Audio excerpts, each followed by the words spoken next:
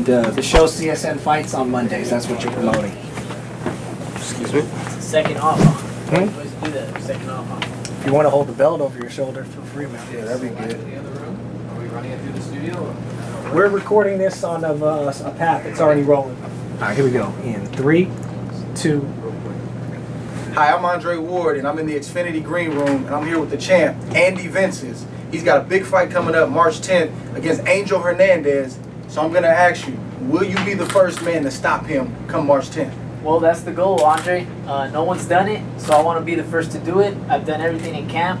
I've been listening to my trainers, my coaches, so that's the goal that night. There you have it. Be sure to check us out on the debut of CSN Fights coming up this Monday only on csnbayarea.com. Perfect. Good to go. Sure. This mic. Oh, I know. You guys need water, sodas. Thanks, John. Yeah. Put on your belt buckle or you. That's how we're going to segue that jab.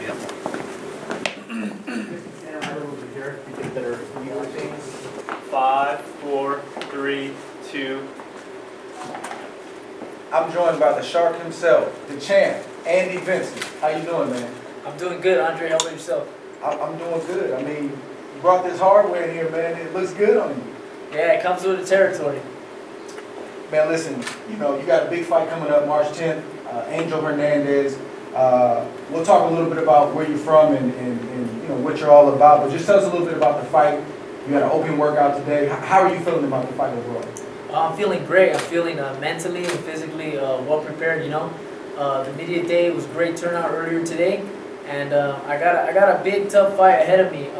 I've been hearing a lot of criticism about Angel Hernandez, that I'm taking a step backwards in my career, that he's not the fighter I should have in front of me, but he's fought great opponents. He's never been knocked out or stopped. So that's my goal that night, Andre, is to be the first one to knock him out. I mean, being in the position you are, obviously, you're rising to that next level. You just won a belt for your last fight. How do you feel about those kind of critics, people who maybe are on the outside looking in and feel like they can tell you how to run your career? I feel like there's going to be critics in our career for our whole life. I look at you, I look at other fighters. We're always criticizing our performance. So it's something we got to get used to the more and more we are successful. Of course. So I just take it day by day, take it fight by fight, and I just do my answering in the ring. But you don't let it rattle you. Nah, not at all. If anything, I laugh about it and throw some tweets here and there back. That's about it. So a day like today, kind of take us through it. Today's a media day. What is that for the people back home who don't know what that is? Well, just to everybody, although it's a media day, we always got to remember that the working out and the work we put in has to come before all this. Sometimes we could get sidetracked by the media day, by the TV appearances. But yeah, at the media day I worked out, and here I am with you guys. And after here, I'll go straight to training in Martinez. Of course. Busy day. Now, I know who you are. I followed your career. We've known each other for a while. Tell the people at home where you're from, how you got your start in boxing, and how you essentially got to this point. Well, I was born in Watsonville, and I moved to San Jose when I was about 7 or 8. Pretty much grew up in San Jose and representing San Jose. But I started boxing in my amateur career not too early, a little late, at age 13. It wasn't too early, it wasn't too late. And I didn't have such a successful amateur career. I had 75 fights. I was always falling short on decisions. We know how that goes in amateur events. But I was a fighter that stuck to it and just always worked hard. I believe that somebody who works hard, good things happen to them. And I stuck to it, and ever since I turned pro, that work ethic has got me to where I'm at now. And a lot of people are surprised about it, but like I said, I've always taken it fight by fight, year by year, and I don't look ahead or behind. I just keep moving forward. I mean, I think that's the right mentality. I mean, that's what boxing is all about. It's about the underdog. It's about the guy who isn't necessarily expected to do much, and then somehow, some way, he figures it out. And now here you are, with a regional belt, and you're on your way to challenging for a world title probably in the next couple of years. As you stay focused. You're with Top Rank. Top Rank is one of, the premier promoters in the boxing game. But again, outsiders who aren't in the sport explain to them how you pick a promoter and what you look for as you're trying to pick a promoter. How does that process even go? Well, I'm sure you know how it goes, but to the people who don't, what it came down to when I signed to Top Rank was I was 12-0 at the time, didn't have a lot of offers, but Top Rank, the promoter, compared to all these other promoters out here, is they really know how to build a fighter. They've built Oscar De La Hoya, they've built Mayweather, they've built Miguel Cotto, Manny Pacquiao. So they really know how to build a fighter and keep a fighter active. And to be honest, that meant more to me, securing my career and my legacy, than the money. I wasn't shooting for the money. I just wanted to make sure I was going to be a fighter that was brought up the right way. So where when I'm fighting for a world championship, I'm already ready that I can fight anybody. No, I think you made a tremendous decision. Thank And, you know, it's refreshing to see, you know, a fighter who also understands the business side of it and, you know, thinks for himself, you know, as he's making those kind of decisions.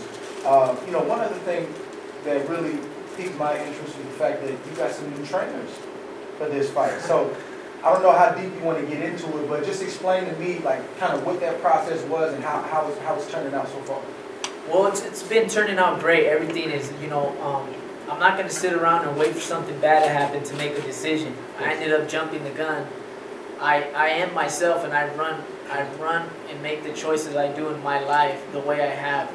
And a lot of choices I've made in my life hasn't been because I wanted to, but something inside me has told me it was the right thing to do.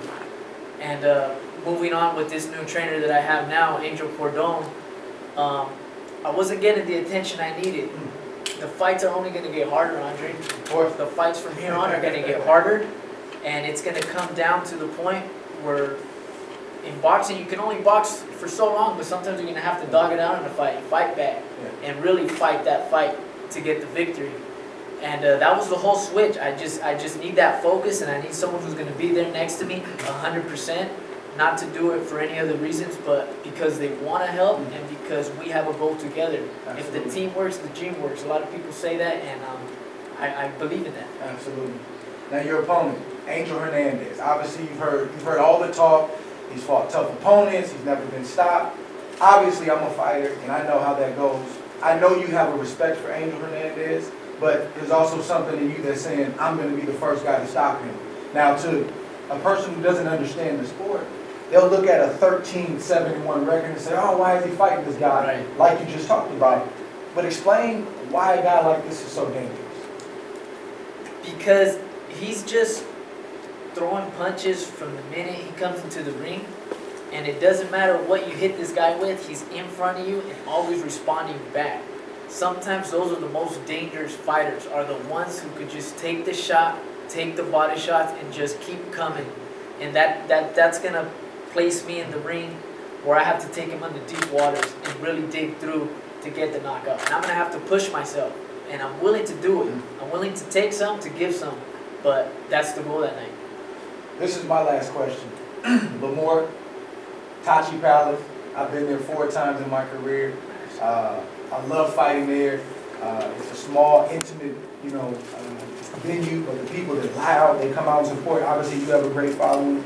Your opponent, Angel Hernandez, he's from Texas.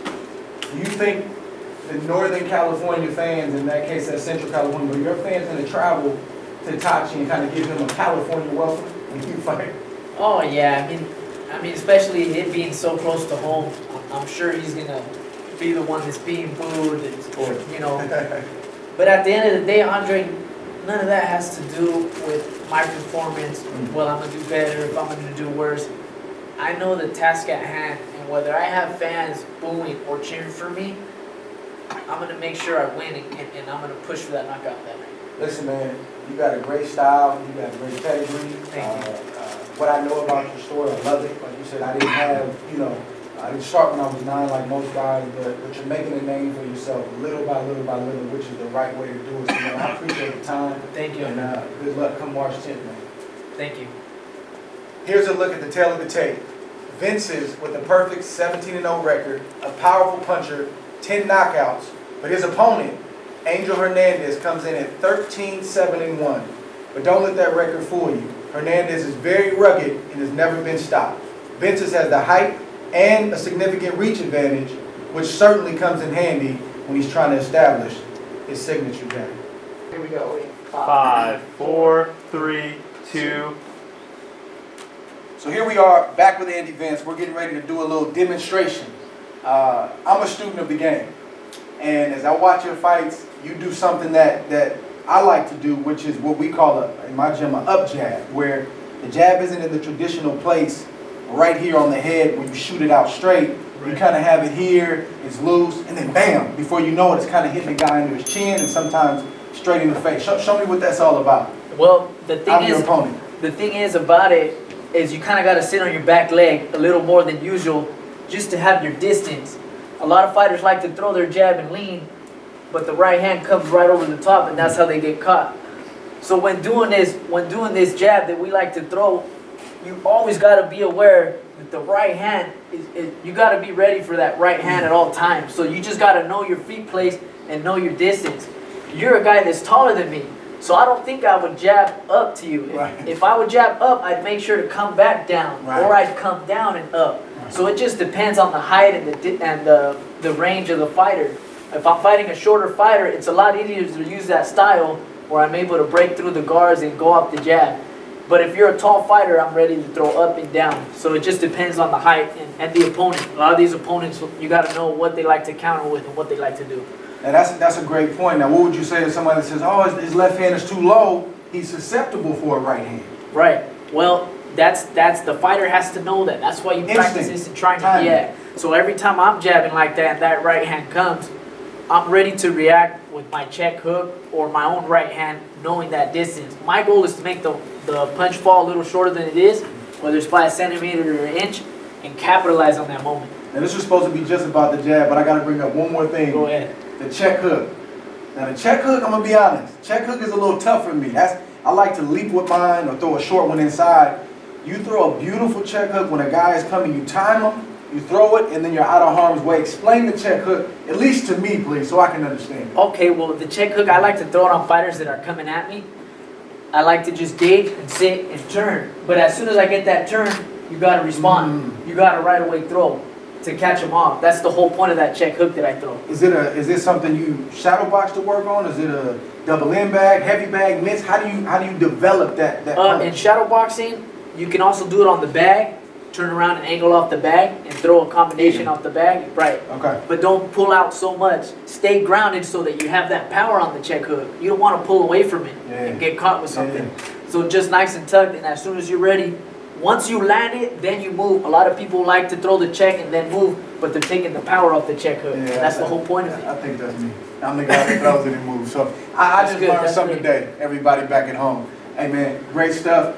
Good luck to you March 10th. We're looking forward to it. All right, Andre, thank you. But the leap one is good. I seen you throw it go ahead. Yeah, nah, that's why the leap is my baby, man. But this one is weird. Like, but off the jab, it's cool because you'll set them up here, and then you know you leave. You're here and and then you come. Yeah. That's the Roy Jones. That was my guy I grew up watching, so that's what I got it from. That check is beautiful, man. It's hard to defend. Like a dude is coming, he thinks he got you, bam, last minute. We do the right side too. I didn't want to tell you, but we do the right checks too. Yeah. It's the same thing, but the other side. That way they start guessing. And then you gotta mix it up with feints, and then there's a whole lot of stuff. You guys, it's hard to explain to the average person. That's good stuff. It's hard to explain to the average person. Yeah, we're all done with you, man. Man, bro. If you guys want to take some more photos. Keep firing.